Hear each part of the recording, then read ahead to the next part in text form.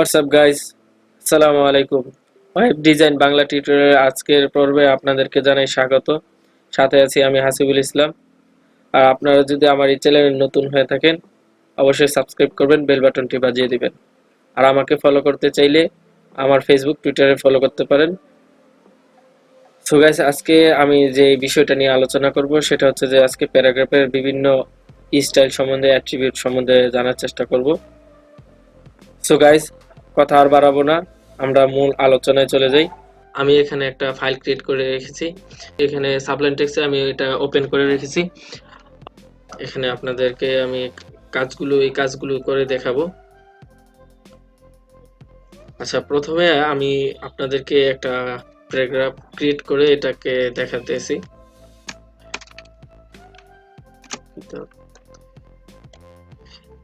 যে প্যারাগ্রাফটা আমি এখানে ক্রিয়েট করছি সেটা একটা লরাম ইপসাম ডামি টেক্সট থেকে নেয়া।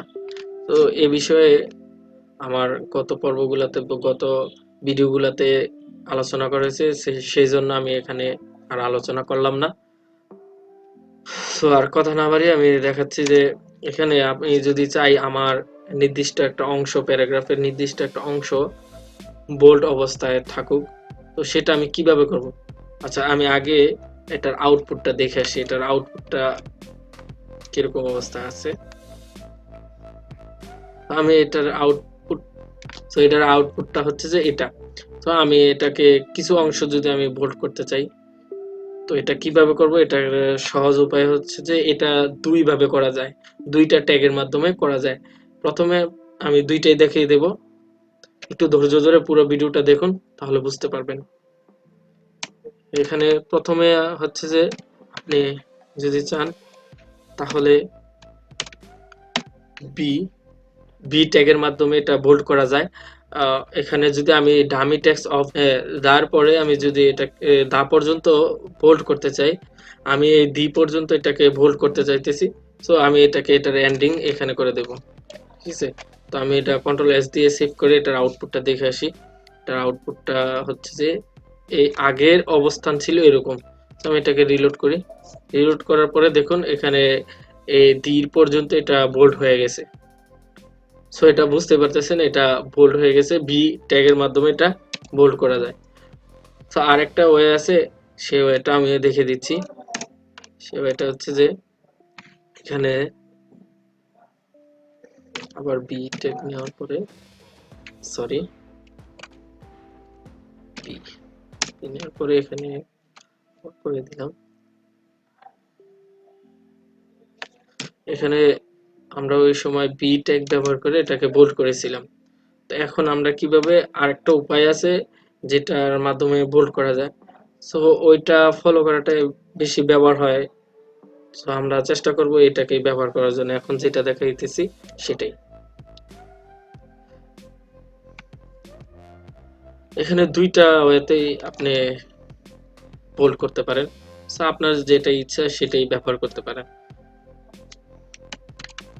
এখানে স্ট্রং, এস টি আর এ,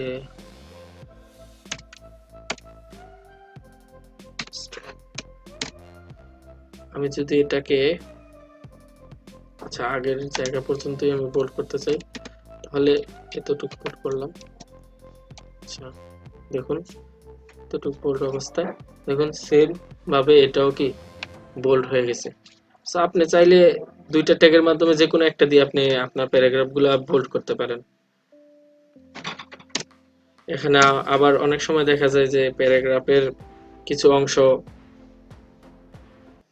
এইরকম হয়ে আছে, যে আমাদেরকে এটাকে কপি করি, তারপর দেখাইতেছি। বোল্ড রাখলাম না, এখানে আমরা এটা বোল্ড রাখবো না। অনেক সময় প্যারাগ্রাফে একটা ইটালিক স্টাইলে থাকে, যে একটু কাট করানো অবস্থায় থাকে। তো এটা কিভাবে করা হয়, তো আমি যদি এটাকে লরাম ইপসাম পর্যন্ত করি, এতটুক এই লেখাটাকে আমি চাইতেছি একটু পাকা থাকুক, পাকা অবস্থায় থাকুক। তো আমি এটাকে কিভাবে করব, এটাও দুইটা পদ্ধতিতে, দুইটা ট্যাগ ব্যবহার করে করা যায়। সো আমি দুইটাই আপনাদেরকে দেখাইতেছি। আমি এটাকে আরেকটা কপি করে রাখি, আচ্ছা, প্রথমটাতে আমি করতেছি, এটাতে আপনি ইএম, তারপর আমি লরম ipsum is simply dummy text, এই ডামি টেক্সট পর্যন্ত এটাকে কাট করাবো, ঠিক আছে? তাহলে সরি, হ্যাঁ, এটাকে এবার আমি কন্ট্রোল এস দিয়ে এটার আউটপুটটা দেখে আসি। কন্ট্রোল এস দিয়ে সেভ করে নিলাম, এবার আউটপুটটা দেখি। দেখুন, এই যে টেক্সট পর্যন্ত লেখাটা আমার কি হয়েছে, ইটালিক হয়ে আছে, ইটালিক অবস্থায় আছে, আর বাকিটা একদম সোজা আছে। অর্থাৎ আমি চাইলে যতটুকু আমার প্রয়োজন অতটুকু আমি এটাকে স্টাইল করতে পারবো। তো আরেকটা ওয়ে আছে, ওই ওয়েটা আমিও দেখে দিতেছি। সেটা হচ্ছে যে এখানে আপনি চাইলে আই ট্যাগ ব্যবহার করেও কি করতে পারেন, এটাকে বোল্ড করতে পারেন। আমি এখান থেকে করব না, আমি চাইতেছি এখানে এই এখান থেকে এন্ড, এখান থেকে বাকিটা আমি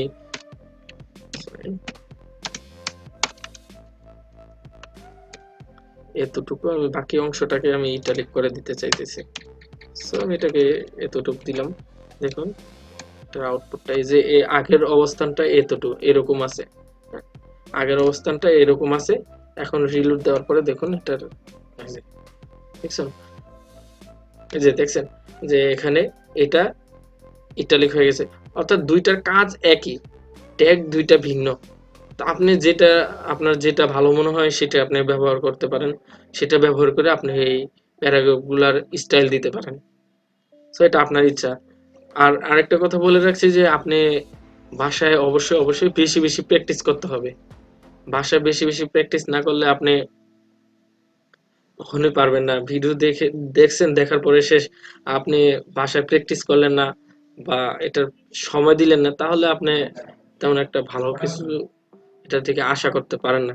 সো আমি রিকমেন্ড করব যে আপনি অবশ্যই বেশি বেশি প্র্যাকটিস করবেন, তাহলে আপনি এই ওয়েব ডিজাইনে আপনি ভালো দক্ষতা অর্জন করতে পারেন।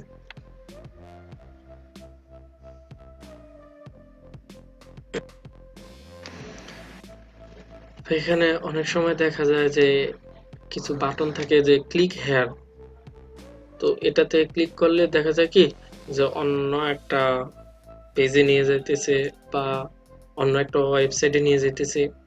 তো সেটা কিভাবে করা হয় সেটা আমি দেখাইতেছি। এখানে এখানে আপনি প্রথমে এ অ্যাট্রিবিউট, সরি, এ এ ট্যাগ একটা নেবেন। এ নেওয়ার পরে এখানে দেখেন যে HREF, মানে অর্থাৎ এখানে হাইপার রেফারেন্স, এটা এখানে আমি লিখে দিই গো। এখানে যদি আমি ক্লিক করি, আমি এখানে গো লিখে দিলাম। গো লিখে দিয়ে এই যে হাইপার রেফারেন্স যেই অ্যাট্রিবিউটটা দেখতে পাচ্ছেন, তো এখানেই আমরা মূলত কাজ করব।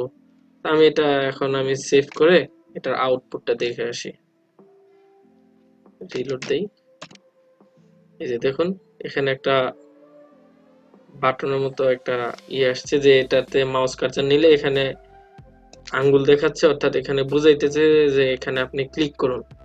তো এখানে এখন ক্লিক করলেও কোথাও যাইতেছে না বা কোনো পরিবর্তন হইতেছে না। তো আমি এটাকে যদি চাই যে আমি চাইতেছি এখানে ক্লিক করলে অন্য কোথাও চলে যাক বা অন্য একটা পেজে আমাকে নিয়ে যাক, তো সেই জন্য কি করব, আমরা এখানে আমি আগে থেকে একটা ডামি টেক্সট তৈরি করেছি, ফেসবুকের লগইন পেজ তৈরি করে রেখেছিলাম।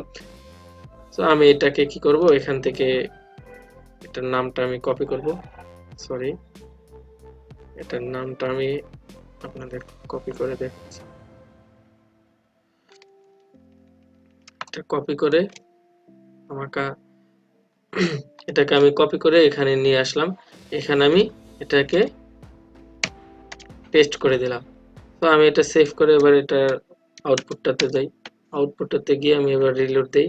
দেখুন এখন কোনো কিছু পরিবর্তন হয় নাই। এই যে এখানে যদি আমি ক্লিক করি, দেখুন ওয়াও, এখানে আমাকে আরেকটা পেজে আমাকে নিয়ে নিয়ে যাচ্ছে।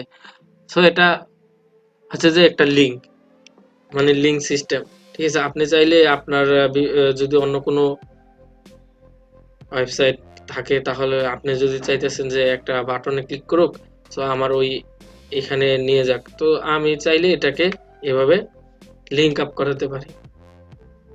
সো এইটাও আপনি বাসায় প্র্যাকটিস করতে পারেন। সো গাইস, আজকের ভিডিও এই পর্যন্তই। টাটা, বাই বাই, আল্লাহ হাফেজ, ভালো থাকবেন।